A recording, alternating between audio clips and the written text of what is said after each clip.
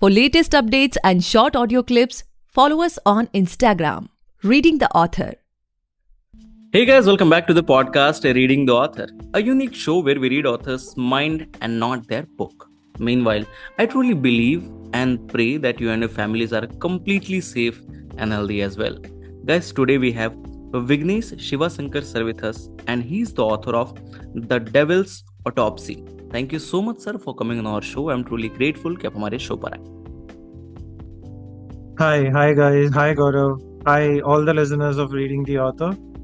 Thank you so much for inviting me to this podcast.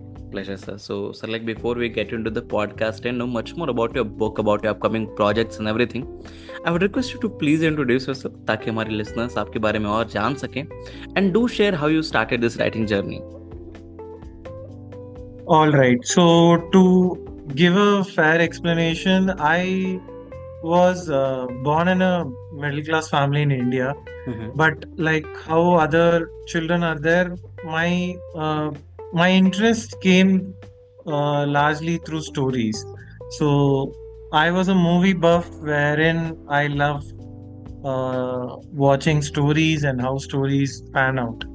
And that is where the thought process of writing also came in. And I developed the habit of reading books later in my life. And one of the important genres that I took for writing would be thrillers and horror, basically, wherein it gave me a creative platform to think differently on different aspects of human psyche.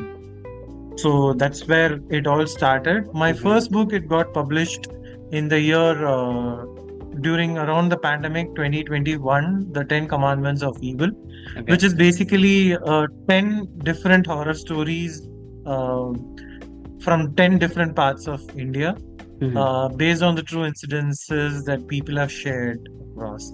And that book actually gave me a platform on that how to write different kind of stories, and that book was shortlisted also for the Sahitya Academy's Yuva Puraskar Award for the year 2022. So being a thriller and being shortlisted for such a prestigious award gave me the confidence to think a little bit more on that genre. And on those lines, I started writing my next book, the current one, which was The Devil's Autopsy. This was based on true incidences which had happened in and around India, basically, and it had a small genre mix of both crime thriller as well as horror. So 5 stories, standalone stories, which had crime investigation, which run up into supernatural elements. So that was a thought process which came, and this book was launched about 6 months back, and so far it had got very decent reviews in Amazon and Goodreads. Yeah. Okay, so sir, as we can see that there are almost 136, like 130 plus reviews, and that to 4.5 star rating. So definitely what I feel कि people are definitely liking it. And when it comes to our podcast, इस podcast को सुनने के बाद बहुत सारे ऐसे लोग होंगे that might be interested in reading the book and buying it. So when it comes to talking from a new reader's perspective, what a new reader can expect from this book? Can you share some insights? Yes. When a new reader, the only thing that I would like to see from a new reader perspective is they would have read a lot of genres, be it like romance honge, crime thrillers pade honge, literary fiction pade honge. Basically, Indian authors focus on this and largely into mythology as well. Right, but when it comes to Indian writing in the genre of horror, they'll not find a true horror kind of book which had come out. There are so many cliches which are there in the Indian horror segment specifically when it comes to literature. So, usme the real horror that they are looking for gets lost. So, as a new reader, if you're looking for something which is downright scary, which is like proper how to say, it's like a serious horror kind of genre, as well as if you are into like more into a crime thriller investigation, then I think this book would definitely ensure that it keeps moving, keeps you on the edge till you finish it off. Okay, okay. Definitely interesting one, sir. So, like, when it comes to talking from a new reader's perspective, तो हमने जान लिया. But when it comes to thinking about the people who have already read a book, like जिसने आपकी दोनों किताबें पढ़ी हैं, so what they can expect from you as of now? Like, is there anything in the pipeline? Yeah, so there has been a novel that I've been writing for a long time, Okay. and that is into the psychological thriller genre specifically. So that is almost at the end of its editing phase. Mm-hmm. So once that is there, I think after these two, you would be taken into another world of completely different psychological thriller, and that too not on the short story form, in the long format novel. So that is what they can expect. Okay, definitely, sir. So, sir, like my next question to this podcast will be like, we are in this industry for more than 8 years as of now, and this podcast is like 4 years old. I have been personally in conversation with more around 450 to 500 authors, and what I have closely seen that most of them are trying to be known, if they're trying to be remembered as a certain genre or certain type of author. So when it comes to you, have you ever thought about fitting in a kind of template? क्योंकि ठीक है, आज से 1-2 साल बाद किसी ने देखा कि it's a new book by Vignesh. So what sudden thought you want to impact on that reader's mind? क्योंकि मुझे ये पढ़ने को मिलेगा, it will be of this kind, I will get these kinds of detail, I will get these kinds of feelings. Why? कभी सोचा इस बारे में? Yeah, that's an interesting question, but more like you said, there are so many authors who get defined by the genres that they generally write in. Matlab, romance, matlab you will know 2-3 players who are writing romance. When it comes to thrillers, there are some people who write thrillers. Mythology, matlab we know different people who write. That is largely because of the trade which we are in. The publishing business largely segments the authors with the genres that they write in, because when you write a book, you form a fan base thinking that that my fans or my readers would, if it is Chetan Bhagat, we know what is the genre Chetan Bhagat writes in. We know what does Ranveer Singh writes, and we know what Amish Tripathi writes. Exactly. So they form that base, and based on that, the trade also suddenly works in that fashion only.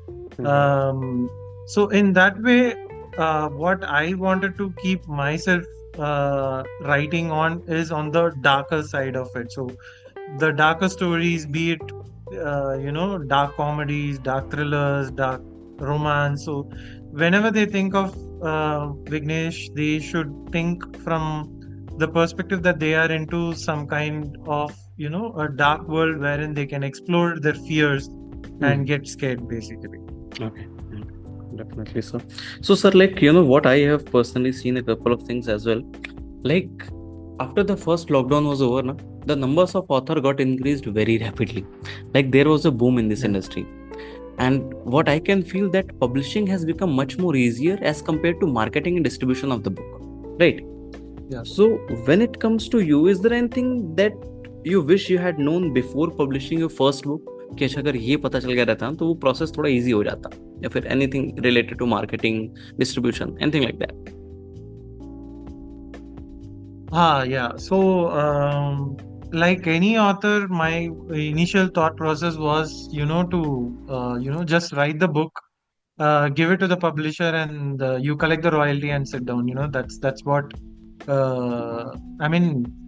I mean, earlier, before 90s, that was the scenario. I mean, before even like a long time back, let's say 25-30 years back, that was a scenario. Even till J.K. Rowling, it was the scenario that you write a great book basically, and you give it to the publisher, and you just sit back and enjoy the royalty kind of a stuff.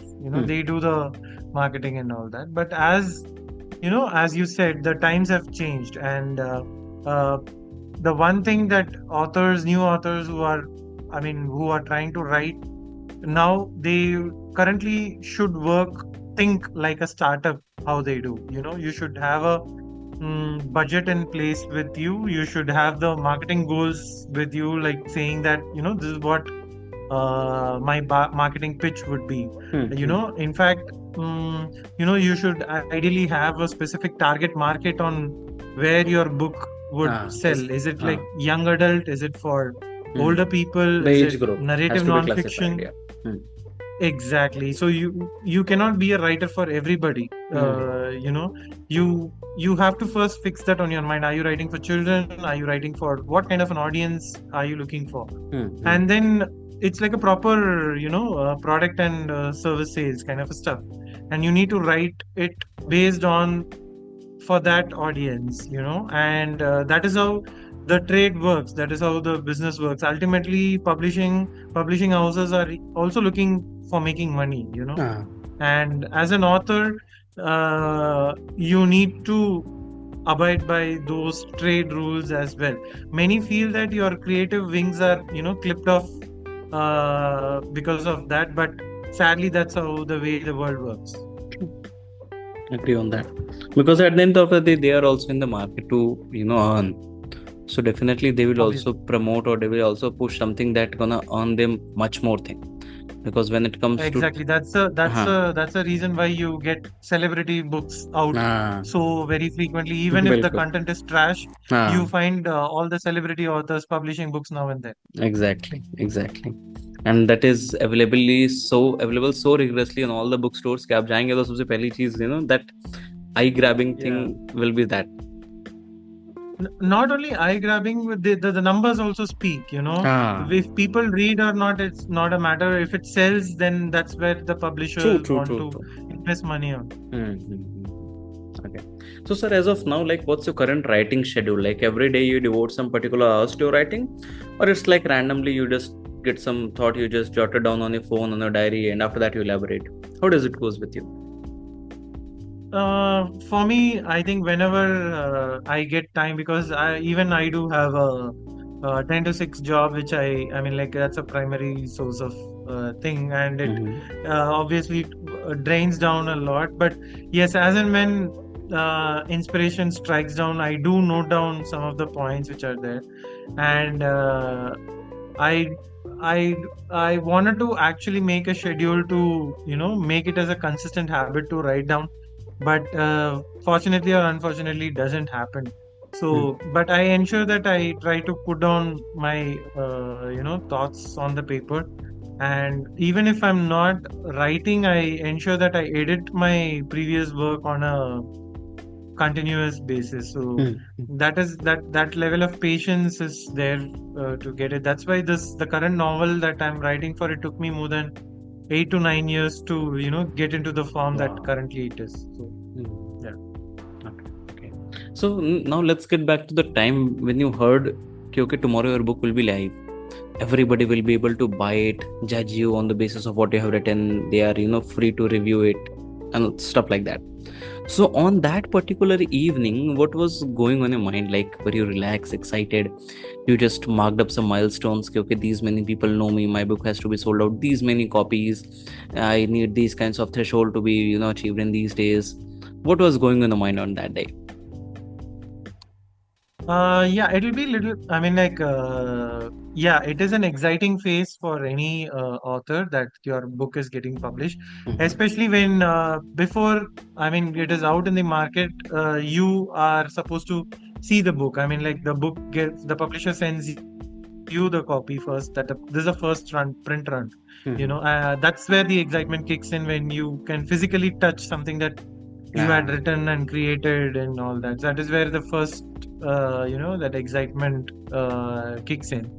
And after that, it is like all logical thinking, that you need to remove your creative hat and you wear the logical marketing promotion wala hat in order to pitch your books to bookstores, and the ads that you need to create to ensure that it reaches the people. You focus on your PR and reviews and all that.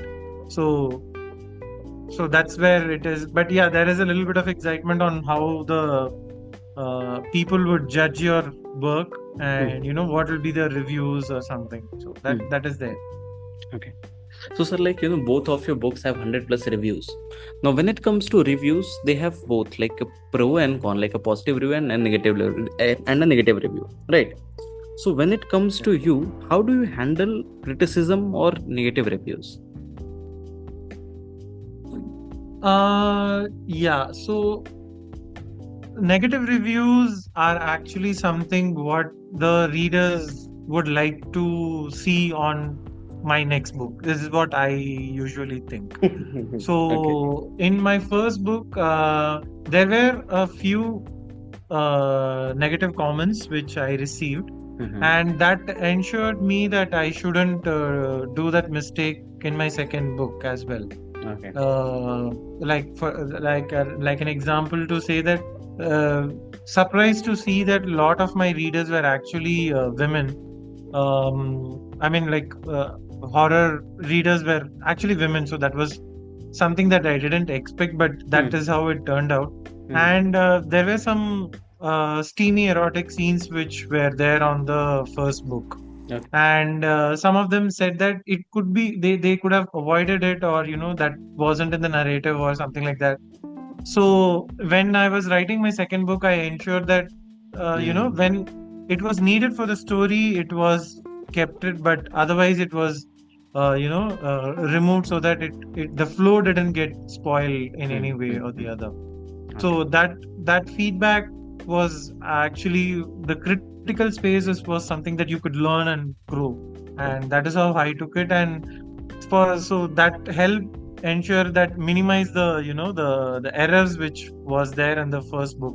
In the second book, I'm not finding much of negative reviews, and even if something pops up, it will help me to ensure that my other book doesn't have that. So that's how I look at it. Okay. So as of now, like as a person, as an author, what are the things which you are focusing upon in life? As an author, 2-3 things. That one I would like to do is to read a lot first. As a writer, that's the first tool that any writer should have, is to read not only from the genre that I'm writing in, but that's like a given. You have to read a lot in order to write something better. Right. So that is one thing that I religiously try to do, is to read a lot as an author. And the second one is to observe how other writers are writing it. Reading about the craft, like how a creative writing person would do. Reading books about authors on how to write, basically, like how to structure your story, how to develop a plot and all that. And the third where I derive my inspiration from is reading newspapers and the facts that are already there, and watching good amount of movies which are recommended, wherein the plots are really high. So these are some of the things that I ensure that my storytelling skills are at par. Okay. So, sir, probably my last question to this podcast would be, after listening to this podcast, what I feel that there might be some people who will be holding their first draft, or they might be interested in writing, but they haven't started yet. So when it comes to you, like as you have completed this whole journey, what would be your advice for those upcoming authors? Right. So my not exactly advice. I mean, you have a story to tell to the outside world, and there is a specific template on how a story would actually work. Right. Although you might say that it is clipping your creative abilities, but trust me, there are like more than 1 million stories which have been written before you, and there's going to be billion stories which are going to come after you as well. So learning from the people who have already done, which had worked out, they have some set of rules and templates that a story has to go through. Right. So if you are able to follow those rules, there are many techniques that people will follow. If you could search, you can find the 3-act formula, the story grid, So these are some of the ways wherein you can make your manuscript much, much better.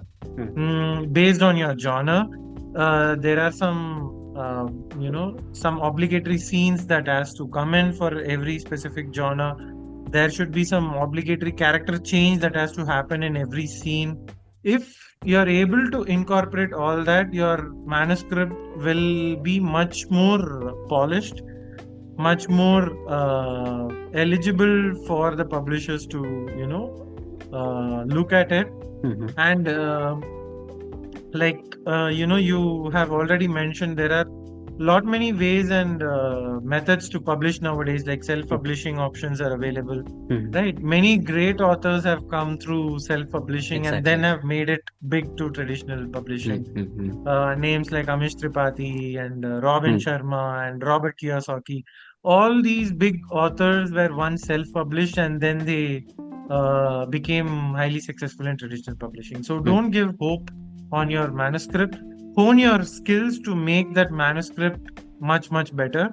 For that, you need guidance. To get the right guidance, get it, edited and read by professionals who are already there in the industry, and they will give you the right insights on how to make it much, much better. And so that's about it. Go out and tell your story. Okay, so that's all for today, guys. I hope you must have enjoyed this lovely and inspiring conversation with Vignesh sir. And if you do, then do follow our podcast, Reading the Author, available on all the leading podcast platforms. And don't forget to buy and read the book. आप just Amazon पे जाए, वहाँ पे search करें Vighnesh Shivashankar sir की book आ जाएगी, या फिर आप दोनों बुक्स के नाम भी सर्च कर सकते हैं. The first one is the 10 Commandments of Evil and the second one is the devil's autopsy. जरूर खरीदें, पढ़ें और अपने चाहने वाले, जानने वालों के साथ जरूर शेयर करें. Thank you so much sir for coming on our show. It was my honour to be able to host you today. Thank you so much, Gaurav. Thank you, all the listeners. Hope you had a great chat. Thank you.